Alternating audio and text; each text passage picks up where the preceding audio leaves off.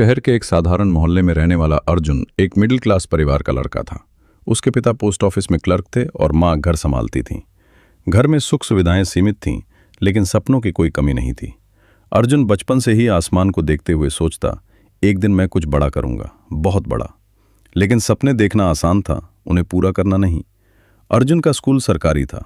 Classroom में टूटी कुर्सियां, पुरानी किताबें और गर्मियों में पसीने से भीगा माहौल, यही उसकी दुनिया थी।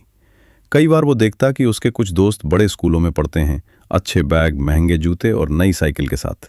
एक पल को उसका मन भी उदास हो जाता, पर माँ की बात याद आ जाती, बेटा, इंसान की पहचान उसके कपड़ों से नहीं, उसके हौसलों से होती है। अर्जुन पढ़ाई में ठीक था, पर असाधारण नहीं। गणित में अक्सर नंबर कम आते थे। टीचर कई बार डांट देते, अगर ऐसे ही चलता रहा तो कुछ नहीं कर पाओगे। ये शब्द तीर की तरह लगते, लेकिन अर्जुन के अंदर कहीं एक आग जल उठती। उसने तय किया कि वो हार नहीं मानेगा। घर में पढ़ाई के लिए अलग कमरा नहीं था। शाम को पिता के ऑफिस से लौटने के बाद वही छोटी सी मेज खाली होती, जहां अर्जुन बैठकर पढ़ता। बिजली अक्सर चली जाती तो माँ दिया जलाकर रख देती। रोशनी कम है पर उम्मीद पूरी है, माँ मुस्कुराकर कहती। एक दिन स्कूल में साइंस एग्जीबिशन की घोषणा हुई। अर्जुन का मन हुआ कि वो भी भाग ले, लेकिन उसके पास मॉडल बनाने के लिए पैसे नहीं थे। उसने झिझकते हुए पिता से कहा, पापा, मुझे एक छोटा सा प्रोजेक्ट बनाना है। पिता ने जेब टटोली, फिर हल्की मुस्कान के साथ बोले, पैसे कम है बेटा, पर कोशिश पूरी करेंगे। अर्जुन ने हार्डबोर्ड, पुराने तार और घर में पड़ी बेकार चीजों से एक साधारण सा मॉडल बनाया। सोलर एनर्जी से चलने वाला घर।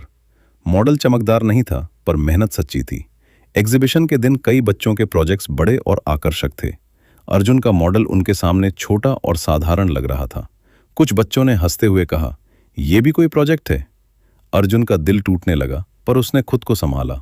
जज जब उसके पास आए तो उसने पूरे आत्मविश्वास से समझाया कि कैसे सोलर एनर्जी भविष्य की जरूरत है और कैसे छोटे छोटे बदलाव बड़े असर ला सकते हैं। परिणाम घोषित हुए। पहला पुरस्कार अर्जुन को मिला। पूरा हॉल तालियों से गूंज उठा। अर्जुन की आंखों में आंसू थे, खुशी के आंसू। उस दिन उसने समझा कि साधारण शुरुआत भी असाधारण मंजिल तक ले जा सकती है। समय बीतता गया। अर्जुन ने पढ़ाई में और मेहनत शुरू कर दी। उसने अपनी कमजोरियों को स्वीकार किया और उन पर काम किया। गणित में कमजोर था तो रोज अतिरिक्त अभ्यास करता। दोस्तों के साथ समय कम बिताता, पर सपनों के साथ ज्यादा। 12वीं के बाद उसने इंजीनियरिंग एंट्रेंस की तैयारी करने का फैसला किया। कोचिंग के पैसे नहीं थे, इसलिए उसने लाइब्रेरी की किताबों और ऑनलाइन मुफ्त लेक्चर्स का सहारा लिया।